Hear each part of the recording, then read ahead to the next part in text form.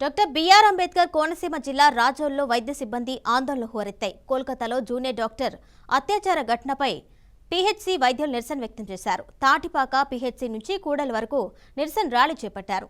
అనంతరం రాజోల్ తహసీల్దార్కు వినతి పత్రం అందజేశారు. వైద్యులపై దాడులకు దిగే వారిని కఠినంగా శిక్షించాలి అని డిమాండ్ చేశారు.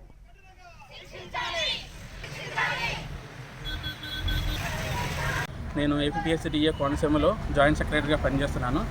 ఈరోజు మేమందరం కూడా ఎందుకు ఈ విధంగా గ్యాదర్ అయ్యామంటే కనుక ఒక వైద్యాధికారిని దారుణంగా మానభంగం చేసి హత్య చేసి చంపేశారు.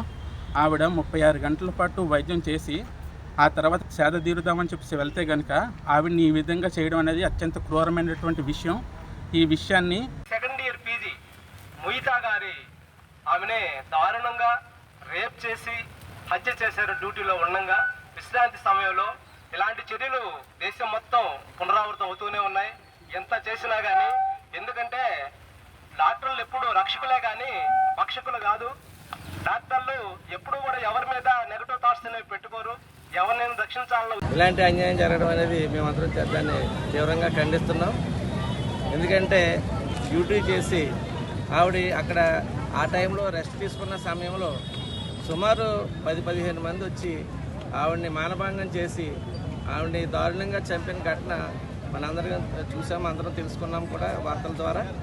దాన్ని ఎంత దారుణాన్ని మనందరం కూడా ముక్తకంఠంతో ఖండించాలి. ఇలాంటి రోజుల్ని ప్రభుత్వం వెంటనే స్పందించి వాళ్ళని అందరినీ కూడా శిక్షించాలని నేను ముఖ్యంగా కోరుకుంటున్నాను. అలాగే ఆగస్ట్ 9th జరిగిన వాటికి మొత్తం స్టేట్ అంతా రియాక్ట్ అయింది, ఆల్ ఓవర్ ఇండియా రియాక్ట్ అయింది.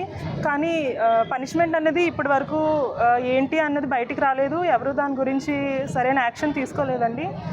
ఇప్పుడు ఈ ర్యాలీస్ ఇవన్నీ కూడా వాటి కోసం మెయిన్గా చేస్తున్నాం. అదే కాకుండా హాస్పిటల్స్లో కానీ గవర్నమెంట్ టెరిషరీ హాస్పిటల్స్లో కానీ సేఫ్టీ లేదండి. ఆ సేఫ్టీ కోసం కూడా ఇది మెయిన్గా చేస్తున్నాం.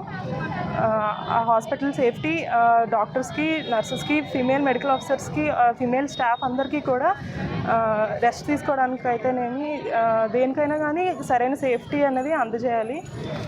మెయిన్గా పనిష్మెంట్ అన్నది